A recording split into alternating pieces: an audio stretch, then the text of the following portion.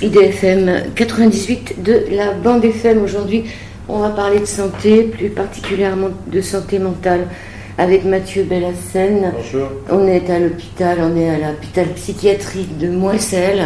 Oui. Ce livre, La santé mentale, il date de quelques années. Il date de 2014. 2014. Ouais, il est sorti en 2014.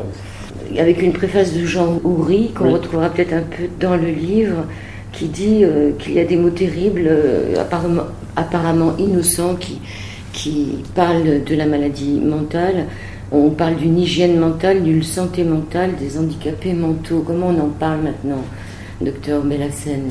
On parle toujours de le handicap psychique, on emploie toujours ces mots. Enfin, c'est des mots quand même qui sont flous, qui peuvent à la fois servir à avoir des droits, mais dont on a besoin de cette nomination. Par exemple, l'allocation adulte handicapé, les personnes suivies en psychiatrie, pour un certain nombre, ont une allocation adulte handicapé. Donc il y a ce terme de handicap qui est lié à la question de la maladie mentale. Le problème étant que tous ces mots-là viennent sur un fond de société, sur un fond de langue dans la société, qui peut poser tout un tas de questions. Par exemple, on a tendance de plus en plus à euphémiser la réalité, à employer des mots très positifs, très gentillets, pour montrer à quel point tout le monde est gentil, et on voit que la société est encore plus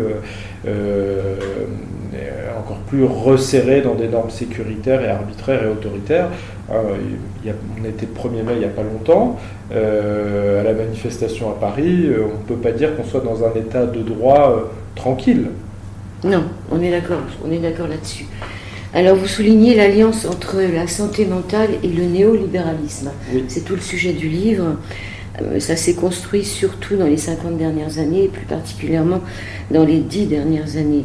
La santé mentale, dans sa forme actuelle, est un processus de normalisation visant à transformer le rapport des individus, des groupes et de la société dans le sens d'une adaptation à une économie concurrentielle vécue comme naturelle. Et c'est ce qu'on va voir un peu dans cette émission. Oui, alors en fait, ce qu'il y a, c'est que la santé mentale, en fait, moi, le travail du livre, il est parti d'une question, de quelque chose que je n'arrivais pas à comprendre, à savoir comment ça se fait que dans tous les rapports de psychiatrie et de santé mentale depuis 15-20 ans, les mots produisent des pratiques à l'envers des mots qui sont employés. Je m'explique. On parle de déstigmatisation, de bientraitance, etc., etc.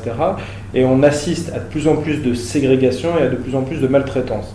Donc, comment ça se fait que dans les pratiques psychiatriques, il y a un discours positif avec un discours qui est lié aussi à de plus en plus une norme économique. Par exemple, on définit, moi je dis voilà, la santé mentale, dans tous ces rapports-là, il y a 4 énoncés qui structurent la santé mentale depuis une dizaine d'années maintenant. C'est la santé mentale coûte cher, 3 à 4% du PIB part en mauvaise santé mentale, 20 à 25% de la population aura un jour un trouble de santé mentale. On ne vous dit jamais c'est quoi les seuils là-dedans.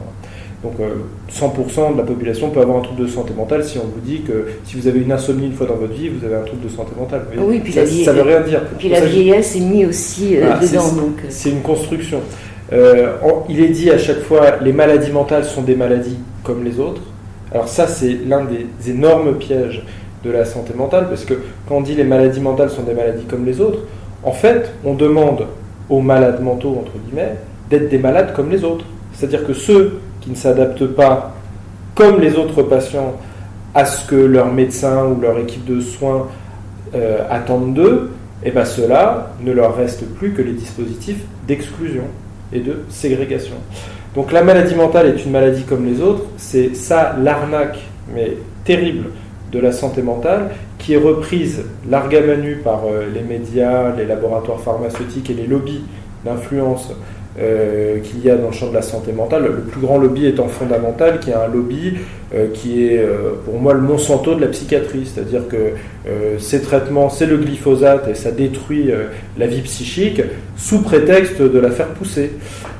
Et du coup, voilà, cet énoncé, la maladie mentale est une maladie comme les autres, comme une maladie chronique comme le diabète, le cancer, etc. Ben, en fait, plutôt que de déstigmatiser, ça va forcer les individus à s'adapter comme les autres qui sont rationnels dans leur maladie, à bien prendre leur traitement, à valoriser leur capital santé, etc. Et le dernier énoncé, c'est la santé mentale est une priorité de santé publique. Donc ça, vu de loin, on se dit ben, c'est très bien, parce que enfin, les décideurs politiques vont faire une réelle politique de santé publique qui va permettre aux gens d'aller mieux. Or, cette politique de santé publique, en fait, elle est là non pas pour que les gens aillent mieux, elle est là pour que potentiellement les gens aillent mieux afin qu'ils soient une meilleure ressource disponible pour le marché concurrentiel. Et ça, j'ai un exemple de ça, c'est que dans le livre vert de l'Union européenne, qui est un document qui paraît en 2005-2006, donc qui est édité par l'Union européenne, il est dit avoir une population en bonne santé mentale permettra de remplir les objectifs stratégiques de l'Union européenne. C'est au moment de la stratégie de Lisbonne. Alors je dis souvent on a voté non, mais c'est oui quand même. Voilà. Donc la santé mentale, en fait, elle est plus du tout dans, au fond, son origine à ce concept, même à cette notion, ce mot de santé mentale. Dans les années 50-60, ça a été un concept fait pour sortir les patients les plus graves de l'asile. Oui, on y reviendra sur l'historique. Je voudrais qu'on revienne un peu sur le glyphosate. Alors, le glyphosate, c'est un perturbateur du cerveau. Non, je sais pas, je suis pas calé là-dedans. Ce qui est sûr, c'est que le glyphosate, il produit quand même tout un tas de problèmes écologiques gravissimes. C'est plutôt une métaphore, l'analogie que je prends, c'est pour vraiment montrer que les traitements, notamment prescrire de plus en plus de psychotropes aux gens, sans jamais leur demander mais qu'est-ce qui vous arrive dans votre vie, sans jamais leur parler et sans jamais les prendre en soin sur le long terme ou sur le terme qu'il faut, ça peut être long, ça peut être court, ça peut voilà, ça produit des catastrophes. Alors de manière anecdotique, on peut dire voilà, il y a aussi une pollution écologique du fait des antidépresseurs. Par exemple, quand vous buvez l'eau du robinet, il y a tout un tas d'hormones, d'antidépresseurs, etc. Parce que les gens évacuent en glissant et ça va dans la flotte. Donc, c'est pas rien quand même que l'une des principales propositions de cette psychiatrie de tube à essai, on pourrait dire, ce soit de prescrire des médicaments. Des médicaments, il en faut. Moi, je travaille tous les jours avec les médicaments, je prescris des médicaments, mais il faut un usage tempéré, raisonné, et dire que les maladies mentales sont des maladies à vie où il faut prendre des traitements à vie, c'est vraiment ne rien avoir compris. C'est des maladies qui existent le temps qu'il faut, et les personnes peuvent se guérir à leur manière, peuvent aller mieux à leur manière. Enfin, le problème étant qu'il ne faut pas penser que les normes de vie d'une personne peuvent être dictées par l'extérieur. C'est-à-dire que ce qui va faire guérison pour une personne, c'est pas forcément ce qui va faire guérison pour le corps soignant ou pour la société. Et du coup, il faut être très très vigilant à pas dire ben voilà ce que c'est qu'une vie réussie. Dans tous les rapports de santé mentale, là notamment en 2009 qui s'appelait La santé mentale, l'affaire de tous, ben dans ce rapport-là, il était dit ce que c'était qu'une vie réussie. Vous vous rendez compte de vous dire à vous ou à moi ce que c'est qu'une vie réussie? Mais personne ne me dira si ma vie est réussie ou pas, c'est à moi de le décider, vous voyez. Alors, pour ceux qui ne s'adaptent pas, ça fait un peu comme les gilets jaunes, une répression, on est d'accord? On est en plein mode répressif. On va faire l'historique un peu, l'origine du concept de santé mentale. Ça démarre avec un certain Toulouse, non? Édouard Toulouse. Oui, alors... En fait, au départ, il y a la notion d'hygiène mentale, hein, puisqu'il y a eu tout le courant hygiéniste au XIXe siècle, qui au fond, c'était comment prendre en compte l'environnement pour limiter l'apparition de maladies. Donc ça a été toutes les luttes contre les grandes maladies infectieuses, pour la salubrité publique, etc. Bon. Donc ça, c'est l'hygiène qui va apparaître, et donc il va y avoir une partie de cette hygiène qui va être l'hygiène mentale. Et en fait, le terme au départ, c'est le terme d'hygiène mentale. En fait, Édouard Toulouse, lui, c'est une personne c'est un psychiatre qui en fait va rencontrer un homme qui s'appelle Clifford Beers, qui est une personne qui a été internée aux États-Unis pendant plusieurs années et qui en fait va être révolté par ce qu'il voit des conditions d'hospitalisation et de finalement faire que les patients vont vivre une vie au rabais et vont être exclus de la société. Et donc lui, il va créer la première ligue d'hygiène mentale du Connecticut à l'époque, et en fait il va essayer de promouvoir une autre approche que l'approche de la psychiatrie enfermante, et du coup Édouard Toulouse va rencontrer son chemin, et il va pouvoir commencer à penser comment proposer autre chose, et notamment Édouard Toulouse c'est celui qui a proposé le premier la création d'un service libre, c'est-à-dire où les personnes pouvaient arriver à l'hôpital de manière libre en décidant de se soigner. C'est Sainte-Anne ? C'est Sainte-Anne, c'est un des services de Sainte-Anne au tout départ. Et bon, après, Édouard Toulouse, c'est une personne compliquée parce qu'il va créer tout un courant qui s'appelle la biocratie, la démocratie par le bios, bon, c'est un peu compliqué. Mais en tout cas, mis à part Édouard Toulouse, ce qui est intéressant là-dedans, c'est qu'il va faire arriver la question de l'hygiène mentale en France, et en fait, il va participer notamment au premier congrès international d'hygiène mentale, c'est dans les années 30 à peu près. Le deuxième va être à Paris en 37, et le troisième sera à Londres juste après-guerre. Et en fait, c'est dans l'après-guerre que la question de l'hygiène mentale va progressivement se transformer en santé mentale, et notamment dans les pays anglo-saxons avec le terme de mental health. Voilà. Pendant la guerre, il y a eu beaucoup de morts dans les hôpitaux psychiatriques, la Deuxième Guerre. Oui. De morts de faim. Oui, d'abandon. Les neuroleptiques arrivent et les antidépresseurs arrivent justement après-guerre, dans les années 50. Les asiles sont à moitié vides après-guerre, après la libération. On parle du désilianisme. Du désaliénisme. Du désaliénisme. Oui. Alors, en fait, pendant la guerre, ce qui s'est passé, c'est qu'il y a au minimum 40 000 personnes internées dans les asiles qui sont mortes de faim, de privation. Et du coup, ça a créé un traumatisme, comme toute la société d'après-guerre, et qui s'est reconstruit à partir de ce traumatisme sur des valeurs et des pratiques plus universalistes et plus d'accueil. C'est tout le Conseil national de la résistance, etc.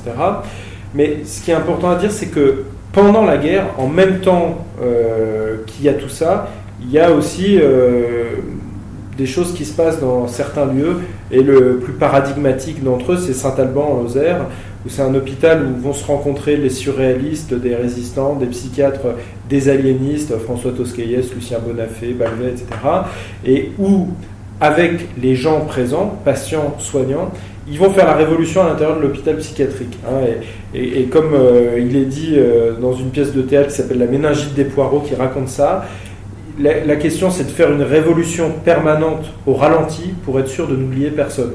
Et en fait, ils vont déconstruire tous les murs des asiles, ils vont arrêter les quartiers de gâteux d'agités, ils vont former les gens à aller cueillir des champignons qui ne soient pas vénéneux, à aller faire des cultures dans le coin pour faire du troc. Et en fait, à Saint-Alban, les effets de mort de faim vont être absolument limités par rapport à l'ensemble des autres hôpitaux psychiatriques, parce qu'en fait, on aura eu à cœur, avant de soigner les patients, de soigner l'hôpital. Et en soignant l'hôpital, on soigne d'autant mieux les patients. Vous voyez ? Et c'est ça tout le mouvement de la psychothérapie institutionnelle, c'est-à-dire on soigne l'institution, et c'est tout le mouvement du désaliénisme, c'est-à-dire comment on en finit avec l'aliénisme aliénant les patients aux soignants, aux psychiatres, et ce qu'on appelait avant les aliénistes, quoi. Et donc, il va y avoir dans l'après-guerre toute cette construction d'une psychiatrie différente pour comment transformer les lieux, pour pas qu'ils redeviennent des camps de concentration, comme ça a pu être le cas dans certains lieux. Et en fait, les soignants, pour certains, ont eu l'expérience des camps en Allemagne, du STO, etc., et vont s'apercevoir que finalement, c'est les mêmes logiques de camps qui s'appliquent à l'hôpital psychiatrique qu'elles s'appliquent dans les camps de concentration. Du coup, comment mettre en place des choses pour transformer ça? Le groupe de Sèvres, c'est à cette époque-là. Alors, le groupe de Sèvres, c'est en 58. Avec Jean Houry. Alors avec Jean Houry, lui, il va travailler à Saint-Alban avec Toscaïès en 47, il va le rencontrer en 47-48, il va aller à Saint-Alban, et après il va fonder la clinique de la Borde en faisant un petit tour par Sommery. Qui existe encore. Qui existe encore, du coup, ce qu'il faut comprendre, c'est qu'après-guerre, toutes les traditions de pensée, de pratique de la psychiatrie se réunissent. Psychanalystes, les phénoménologues, les psychiatres sociaux, c'est-à-dire qui font de la sociothérapie, etc. Ils se réunissent tous et ils vont essayer de penser une psychiatrie différente. Et le groupe de Sèvres, c'est un groupe important parce qu'il va y avoir tout un tas de débats sur qu'est-ce qui est important dans le travail pour accueillir les personnes les plus malades, les personnes schizophrènes, etc. Et là, ce que les gens vont avoir un débat, alors, le groupe de Sèvres, il est connu parce qu'en 58, notamment Jean Houry prend une position en disant les infirmiers ne sont pas plus cons que les psychanalystes. Pourquoi ? Parce qu'il y a deux courants finalement dans la psychothérapie institutionnelle. Un premier courant qui dit tout le monde participe à la thérapie et la question c'est de faire des réunions pour rassembler tout ce qu'un patient peut confier, dire ou jouer avec les soignants. Et puis une autre partie, un autre groupe qui va dire, ben voilà, nous on pense que toute la construction psychique du patient doit se faire avec le psychiatre, avec le psychologue, le psychanalyste, avec des gens qui ont le savoir finalement. Et donc il y aura des débats autour de ces positions. Mais il y a le groupe de Sèvres, après il va y avoir le GTPSY, mais ce qu'il faut bien comprendre, c'est qu'au-delà d'un mouvement de professionnels, ça va être un mouvement de professionnels qui vont s'articuler à l'appareil d'État. Et à l'époque, il va y avoir tout un tas de gens dans l'appareil d'État, dans le ministère de la Santé, qui vont soutenir le fait d'avoir une politique désaliéniste. Et c'est ça qui est extrêmement important. Et l'autre chose importante pour aujourd'hui, on peut dire, c'est que tout ça, ça a été fait par une minorité agissante, mais une minorité de personnes. De soignants à l'époque. Alors, dans les combats actuels de maintenant, c'est comment on a une minorité, non pas de soignants uniquement, mais de soignants, de patients, de citoyens, de familles, pour essayer de transformer le paysage psychiatrique. Après 68, on arrive en 70 avec 70 après la révolution de 68, on appelait ça les fliquiatres. Oui. Alors ça, c'est l'antipsychiatrie. Si vous voulez, le fond de la société dans les années 60 puis 70 va se transformer. Il va y avoir un vent voilà, et puis d'émancipation de l'ensemble de la société. Et du coup, tous les pratiques qui sont considérées du côté d'une discipline, hein, comme Foucault l'a montré, les champs disciplinaires, comme peuvent l'être la psychiatrie, vont être mis en question d'une manière radicale. Alors, c'est-à-dire que là, il y aura deux courants, on peut dire, émancipateurs qui vont s'affronter. Un premier courant qui a commencé déjà à transformer les hôpitaux psychiatriques de l'intérieur, c'est tout le mouvement des aliénistes des années 50-60, et un courant qui veut mettre à bas l'hôpital psychiatrique, comme il va se passer en Italie avec la circulaire de Basaglia, qui va arrêter, qui va fermer l'ensemble des hôpitaux psychiatriques. L'antipsychiatrie. Voilà, en Italie. Alors, c'est la psychiatrie démocratique, parce que l'antipsychiatrie, c'est un peu un fourre-tout, il y a plein de choses. En Italie, c'est la psychiatrie démocratique, en Angleterre, c'est la psychiatrie communautaire. L'antipsychiatrie, au fond, on peut dire, c'est comment on met en question de manière radicale la psychiatrie et comment il y a tout un tas de contradictions qui se posent dans la société qu'on fait peser seulement à la psychiatrie. Et comment on va faire exploser ces contradictions de la psychiatrie dans l'ensemble de la société. Et alors, du coup, cette antipsychiatrie-là, c'est une antipsychiatrie qui est, on peut dire, libertaire, qui veut être émancipatrice, etc. Ce qui n'a rien à voir avec l'antipsychiatrie de maintenant, qui est une antipsychiatrie médicalisante, qui se sert du discours médical pour détruire la psychiatrie, mais pour la détruire non pas pour que les individus s'émancipent, mais qui la détruit pour que le marché puisse venir se substituer à ce qui est proposé par les services publics. Donc là, maintenant, on a une autre forme d'antipsychiatrie, c'est une antipsychiatrie médicalisante, gestionnaire et néolibérale. Deuxième partie de cet Au-delà du miroir sur l'antenne d'IDFM avec Mathieu Bellassène, nous parlons de la santé mentale vers un bonheur sous contrôle. Alors en 80, la gauche est au pouvoir, il y a le fameux PMS. PMSI. PMSI. C'est le programme. Délégation des tâches, c'est ça? Alors c'est le PMSI, c'est l'informatisation en fait des systèmes, et on va faire des groupes homogènes de malades, c'est-à-dire que à chaque pathologie répond chaque type d'acte et chaque financement par la sécurité sociale. En gros, bon. Ça va commencer à être un outil de contrôle, parce qu'on dit un outil d'évaluation, etc., mais ça va être un outil de contrôle et de gestion pour contrôler où va l'argent, en fait. Et en fait, ce qui est important à comprendre, c'est que les années 80, dans toute la société française, c'est le tournant de la rigueur.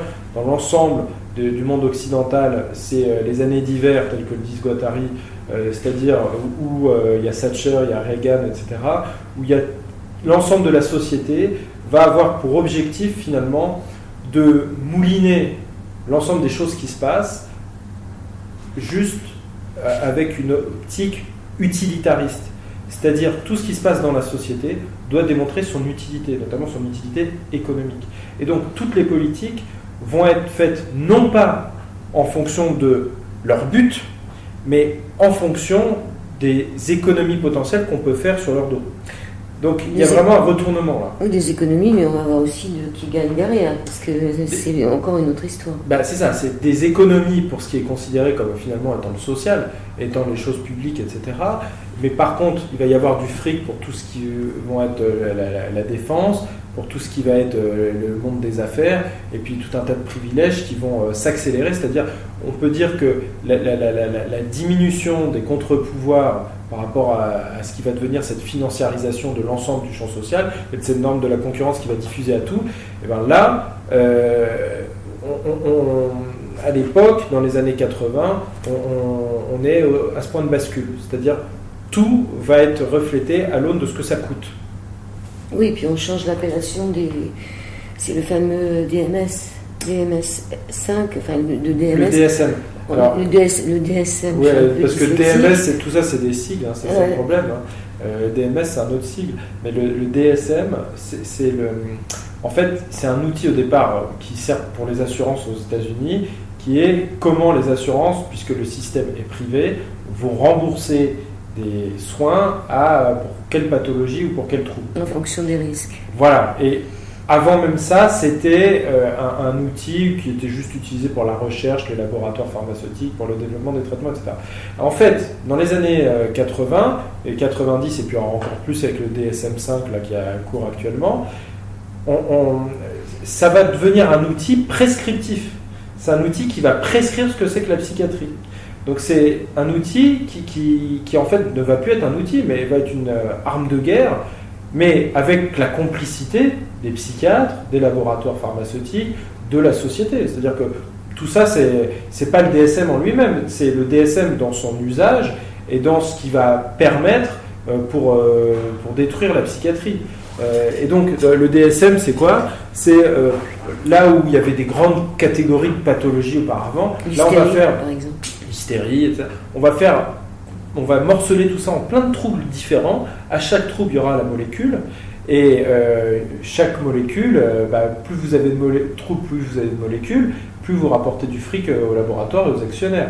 Donc, en morcelant ce qui fait la détresse existentielle des individus, on a augmenté la prescription et on a médicalisé et psychologisé la détresse, mais aussi la détresse sociale. Et on a aussi dépolitisé tout un tas de choses qui n'étaient pas traitées médicalement avant. Et c'est ça qui est important à comprendre. Par exemple, tout ce qui se passe en ce moment par rapport à la souffrance au travail, les risques psychosociaux, les burn-out et compagnie, eh ben, le scandale, c'est que on dit voilà, c'est l'individu qui est problématique, alors que on ne dit pas c'est le management qui est problématique, on ne dit pas c'est la société qui encourage tel type de management et tel type de travail qui est problématique. Non, c'est l'individu. Donc il faut que l'individu s'adapte à une situation à laquelle on ne peut rien changer. C'est la définition de la santé mentale depuis 2009. La santé mentale, c'est s'adapter à une situation à laquelle on ne peut rien changer. Ce qui est grave, puisque moi, dans mon travail, je suis là pour ne pas m'adapter à une situation qui est prévue comme inchangeable. Et voilà. Et si on raisonne comme ça, eh bien, on ne verrait pas des gilets jaunes sur les ronds-points. Si on devait s'adapter à une situation à laquelle on ne peut rien changer. Que les gilets jaunes vont bientôt se retrouver dans les troubles cognitifs, comme la vieillesse qui deviendra dans le DSM-5 un trouble cognitif mineur. Non, ils ne vont pas se retrouver là-dedans, puisque... Comme les jeunes qui sont un peu hyperactifs. On va être victorieux, bien entendu. J'espère que, comme les hyperactifs à qui on donne de la Ritaline. Oui. C'est un scandale, ça, franchement. Alors, ça aussi, voilà, la réponse médicamenteuse, c'est une réponse à l'absence de temps, et de moyens, et de personnes. C'est-à-dire, moins vous avez de relations humaines dans les soins, et plus vous avez de techniques pour combler ce manque de relations humaines. Donc, par exemple, quelqu'un qui fait une crise d'angoisse, si vous prenez une demi-heure pour parler avec lui, au bout d'une demi-heure, il est plus angoissé, hein. Mais si vous n'avez pas une demi-heure parce qu'il y a 15 autres personnes à se charger, que vous êtes saturé, etc., la réponse la plus facile, c'est de lui donner un médoc. Vous voyez ? À la page 64, 450 millions de personnes par le monde ont des problèmes mentaux, neurologiques ou comportementaux à un moment ou à un autre. Il est prévu que ces problèmes s'accroissent considérablement dans les années à venir. Les problèmes de santé mentale sont communs à tous les pays. Ils sont cause d'immenses souffrances humaines, d'exclusion sociale, d'incapacité et d'une qualité de vie médiocre. Ils augmentent également la mortalité et leur coût économique et social est effrayant. C'est un énorme fardeau humain et économique pour la santé, pour l'Union européenne. J'aimerais qu'on parle des hospitalisations sous contrainte. Oui. Pour tous ceux qui nous écoutent, qui ont la tête sur les épaules, qu'est-ce qu'on peut craindre ? Alors, déjà, ce qu'on peut craindre, on parlait des gilets jaunes, vous savez qu'il y a eu le fichage des gilets jaunes par la PHP. En fait, depuis mai 2018, il y a le fichage de toutes les personnes hospitalisées sous contrainte, soit à la demande du préfet, soit à la demande d'un tiers.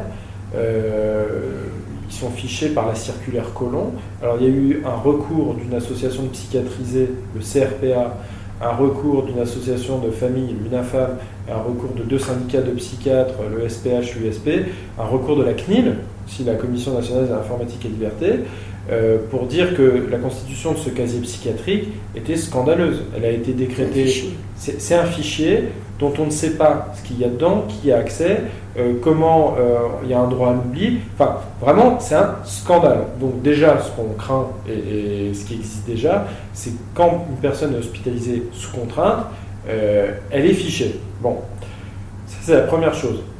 La deuxième chose, c'est les hospitalisations sous contrainte. Bon, il y a des fois, les personnes ne vont pas bien, elles doivent être hospitalisées sous contrainte parce qu'elles sont tellement pas bien, on n'arrive tellement pas à faire alliance avec elles que c'est le seul mode d'entrée en psychiatrie. Le problème étant qu'il y a une augmentation de ce nombre de soins sans consentement. Pourquoi ? Parce que là aussi, le travail normalement de la psychiatrie, c'est faire un travail de prévention et d'accompagnement au quotidien de quand ça ne va pas, du mal-être, de la souffrance, etc. Et donc que des situations aiguës, les faire désescalader pour qu'elles redeviennent des situations plus classiques où on peut travailler. Or, comme il y a de moins en moins de personnes pour s'occuper des gens, comme les gens sont de moins en moins bien formés et accueillent de moins en moins bien les autres, et comme tout ça n'est pas encouragé, la question de la prévention et de prendre du temps avec les gens, et des situations qui sont aiguës, où des gens vont pas bien, sont angoissés, ils délirent un peu, mais ils n'ont pas encore rompu le contact avec tout le monde, vont se transformer en situation d'urgence, parce que là où on aurait pu aller faire une visite à domicile, dire alors comment ça va, est-ce que vous pouvez pas venir un peu discuter avec nous au CMP, voilà, on repassera demain, etc. Il faut du temps pour faire tout ça, pour des prises en charge sur mesure, quoi. À défaut de ça, qu'est-ce qui se passe ? On on laisse tomber les gens et du coup les gens vont très mal. Ça se termine par des tentatives de suicide, des troubles du comportement, des choses comme ça. Et donc les gens vont aller aux urgences qui sont embolisées, qui sont en grève aussi en ce moment parce qu'elles n'ont pas les moyens de travailler. Les patients psychiatriques, comme ils font flipper tout le monde, ils vont se faire attacher, contentionner, et ils vont se faire envoyer à l'hôpital psychiatrique en soins sous contrainte. Mais ça... Est-ce qu'ils peuvent ressortir demain?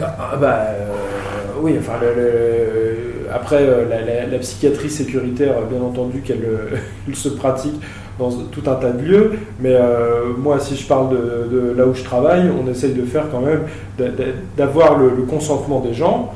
Quand ils vont pas bien, l'enjeu de soins, c'est d'avoir leur accord aux soins, leur consentement, et puis pour qu'ils puissent se soigner librement, et puis pour qu'on puisse décider ensemble de comment on fait. Voyez. Et alors depuis la réforme de la loi sur les hospitalisations sans consentement, il y a quand même eu l'introduction du juge des libertés pour juger les psychiatres. Le JLD, les patients qui sont hospitalisés sous contrainte, au bout de 12 jours, ils doivent voir le juge des libertés. Et le juge des libertés, il est là pour voir si les psychiatres ne font pas un internement abusif et arbitraire. Voilà. Donc il y a des contre-pouvoirs quand même qui existent. Mais si le patient est complètement shooté, comment il peut se rappeler qu'il a des droits de voir le juge des libertés? De toute façon, il a sa notification des droits. Oui, mais est-ce qu'il est dans un état mental à pouvoir... S'il n'a pas de famille, comment ça se passe?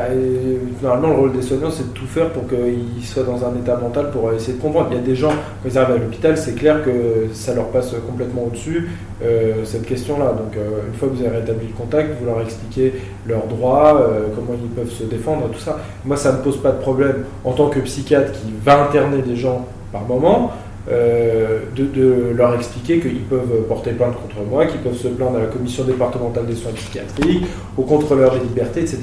Parce que ce qu'on traite aussi en psychiatrie, c'est on traite la question des contre-pouvoirs. Il y a de moins en moins de contre-pouvoirs dans la société. C'est ce qu'on a encore vu le 1er mai à Paris. Il y a un pouvoir autoritaire tout puissant et il faut que nos lieux, s'ils veulent être sur un mode un peu émancipateur, puissent restaurer la capacité de contre-pouvoir chez les patients.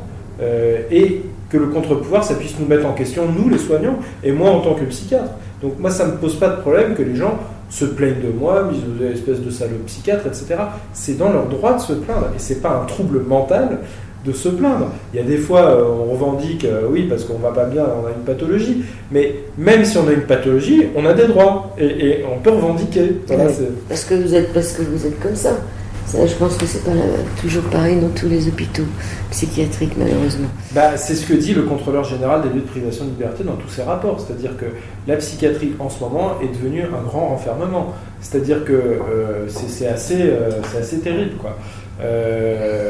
Mais ce qu'il y a, c'est qu'il faut aussi dire qu'il y a des endroits, il y a des lieux qui essayent de penser les liens entre les gens autrement que les liens disciplinaires dans l'ensemble de la psychiatrie. Alors, qu'est-ce que vous pensez de tous ces jeunes dans Paris, là, qui sont complètement...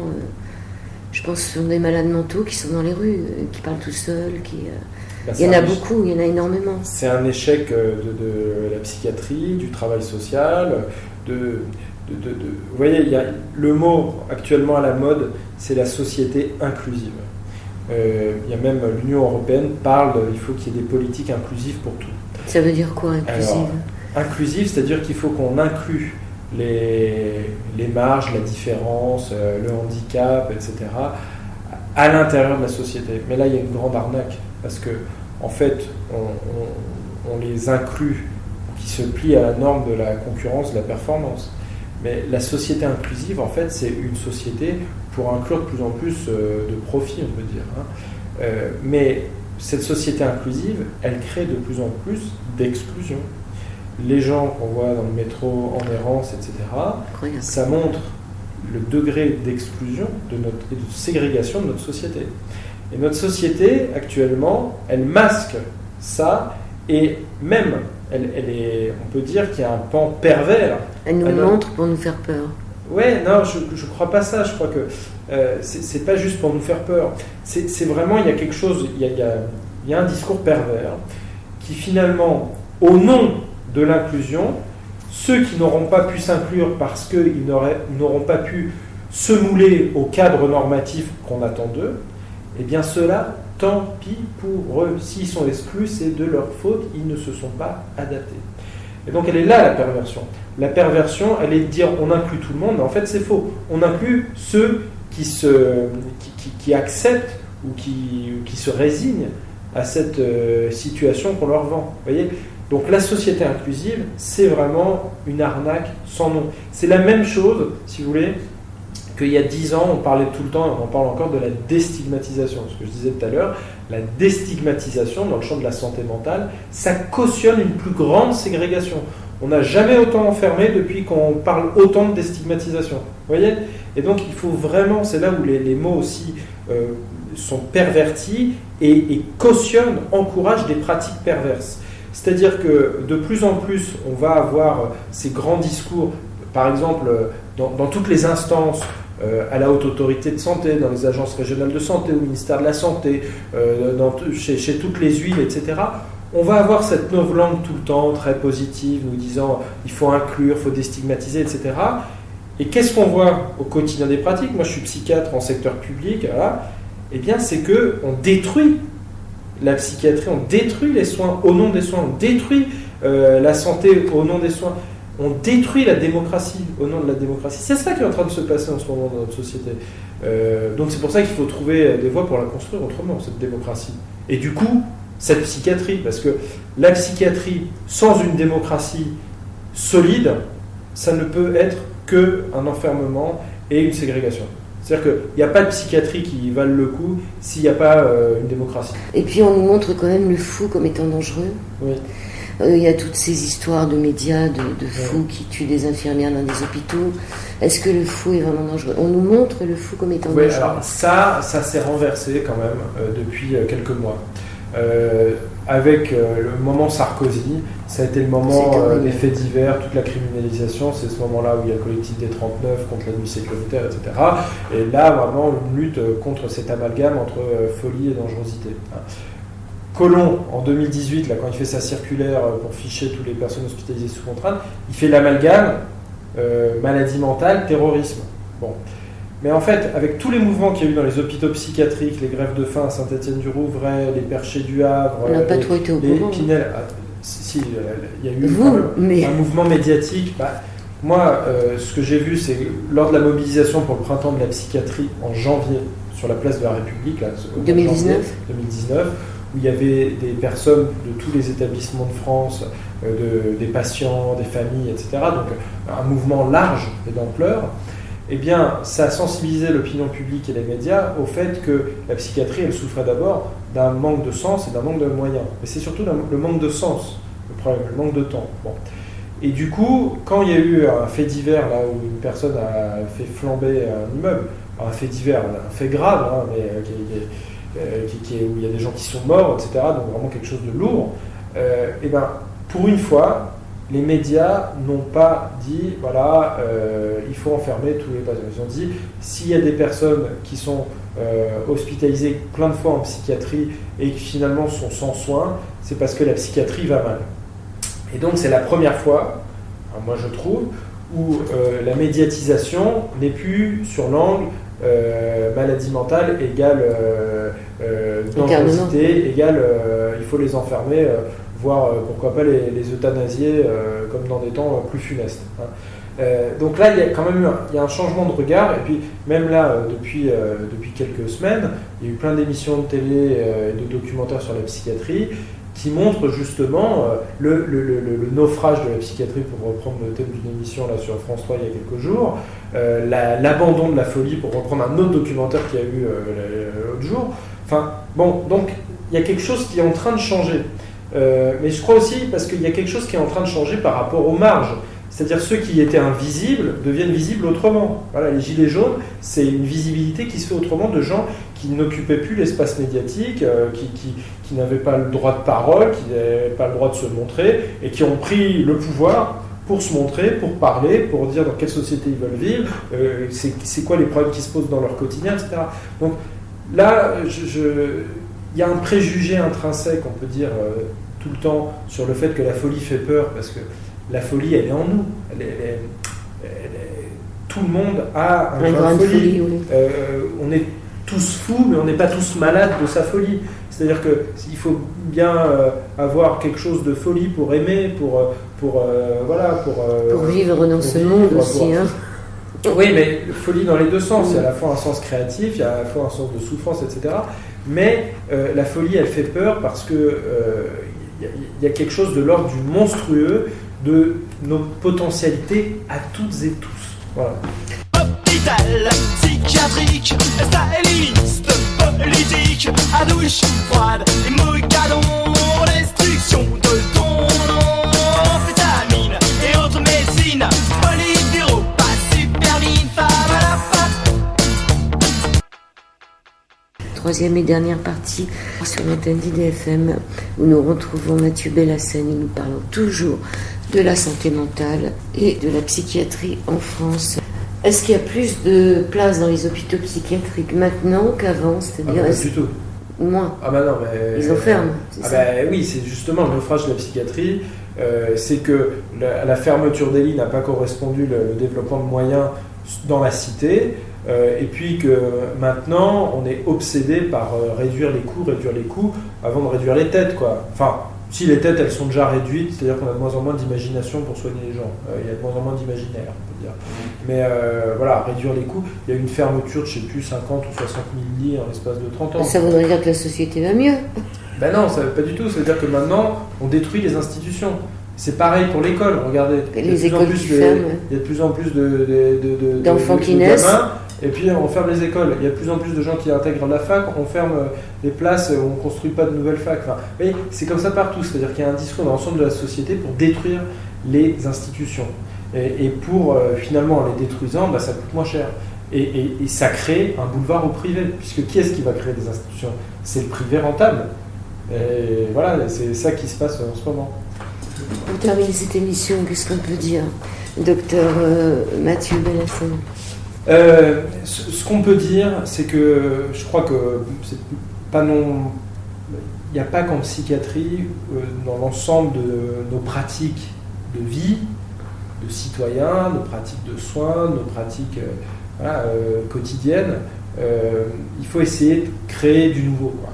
Là, ce qui se passe en ce moment avec les Gilets jaunes, ça crée de l'inédit, du nouveau dans la société, qui a même peut-être de transformer la société et de faire qu'on ne va pas s'adapter à cette société néolibérale américaine, néolibérale. Donc, si vous voulez, moi, comment j'envisage actuellement de ma place de psychiatre à l'hôpital public mon rôle, je suis dans un laboratoire de comment à la fois se déconstruire la démocratie par le haut, par nos agences de santé, notre ministère, le gouvernement, le ministère de l'Intérieur, etc.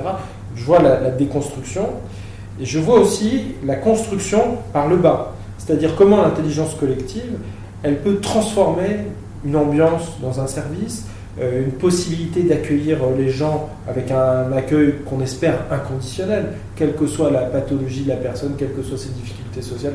Eh bien, on doit accueillir les gens et il faut qu'on pense ensemble comment on peut accueillir dans cette situation. Donc, partout là où on est dans la société, on a à la fois ce mouvement qui tente de nous écraser par le haut, là, par toutes ces normes, et en même temps, il y a une sorte d'efflorescence géniale par le bas, quoi. Et je crois que c'est absolument ça qu'il faut soutenir, c'est-à-dire réinventer là où on est, où qu'on soit, des formes démocratiques, mais que ce soit à un niveau le plus micro-politique possible.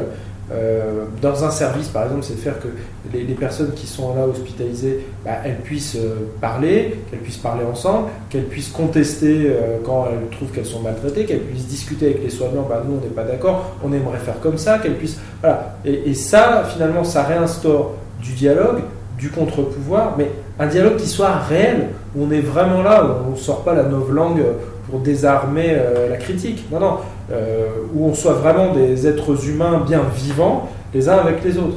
Donc je crois que c'est ça finalement, c'est pour ça que j'ai terminé le bouquin sur les praxis instituantes, c'est-à-dire, c'est quoi ce mot-là? C'est de dire que là où on est, il faut créer un cadre de travail, de vie, qui supporte lui-même sa propre subversion.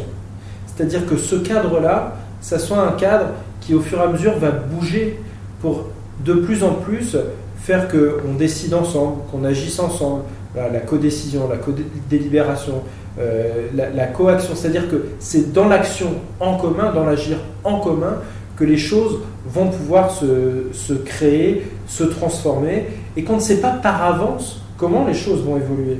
On ne sait pas si ça va évoluer vers le pire, ce qui est toujours possible, on ne sait pas si ça va évoluer vers le meilleur. En tout cas, on sait que ça va évoluer. Donc, il n'y a aucune situation jamais qui n'est figée. Et je crois que c'est important parce que il y a un an, on n'aurait pas été très nombreux à parier qu'il y allait avoir un mouvement qui allait durer pendant 5 mois, tous les samedis, et qui allait quand même avoir quelques ouvertures du côté du pouvoir pour essayer de renfermer le mouvement. Bon, mais voilà, c'est de l'inédit. Mais du coup, je pense que c'est sur cette source d'inédit à venir sur laquelle il faut s'appuyer. Il faut qu'on s'appuie sur des choses qui n'existent pas encore. Et je pense que c'est ça qui nous permet aussi de tenir et d'inventer. Alors moi, ça me fait penser au colibri, tout le monde connaît l'histoire, mais ça me fait penser aussi au Bitcoin, avec les gens qui minent. J'ai l'impression qu'il y a tout un tas de mineurs en dessous qui justement sont en train d'être un peu en résistance sur ce qui se passe, mais que tout ce minage va exploser. On dit que le Bitcoin, il y a tous ceux qui minent jusqu'à la fin du Bitcoin, mais ça me fait penser qu'il y a toute cette effervescence en dessous. C'est un peu une folie collective quelque part, mais qui est une saine folie, quoi. Tous ces gens qui veulent pas s'adapter au monde qu'on nous propose. C'est ça. C'est ça, ça peut être... Mais la folie, en fait, au fond, c'est un microscope du lien social. J'aime bien ce mot-là. Parce qu'elle réagira toujours en fonction de la société dans laquelle elle est, et elle dira aussi toujours quelque chose du monde dans lequel elle est. Voilà, la folie de manière générique. Hein. Et les individus pourront en parler depuis leur place, quoi. Mais je crois que voilà, faut pas attendre l'effondrement, le grand soir, ou je sais pas quoi, pour essayer déjà à son niveau de transformer les choses. Mais la fin du bouquin, en fait, je la terminais sur comment repenser actuellement l'articulation entre micropolitique et macropolitique. Mais je crois que là, il y a quelque chose qui est en train d'émerger de radicalement nouveau dans cette articulation. Avec les gilets jaunes, avec le fait que les formes de vie très singulières des gens pourront faire politique générale. C'est-à-dire que maintenant qu'on parle, quand on a une allocation adulte handicapé, comment on peut vivre concrètement avec 850 € par mois? C'est quoi la vie de quelqu'un de 850 €? Et que ça ait pu se parler dans la société et être rendu visible, il y a quelque chose qui change. Oui, parce qu'il y a des gilets jaunes en fauteuil. Hein. On les a vus même se faire renverser. En Italie, ils sont toujours dans le même modèle. Non, mais ce qu'il veut dire, c'est que il y a eu... on a fermé les HP, mais on a augmenté le nombre de cliniques privées et d'hôpitaux prisons. Ah ouais, donc c'est pas mieux. Le livre de Mathieu Bellassène s'appelle La santé mentale aux éditions La Fabrique. Il y a des choses nouvelles à faire, donc on attend la suite. Vous allez écrire la suite, là. Vous allez dire que vous alliez écrire la suite. Oui, on écrit la suite. On écrit la suite. Je vous remercie beaucoup. Merci à vous. Et quand il y avait un croisement, elle disait « Allez, on suit le soleil ». Si le soleil était à droite, elle prenait à droite. Et à chaque fois, elle rigolait, elle disait on part pour la nouvelle vie, pleine de soleil, et pleine... Vous allez voir, c'est une vie merveilleuse nouvelle qu'on va avoir. Et moi, je rêvais toujours quand elle avait des vies nouvelles.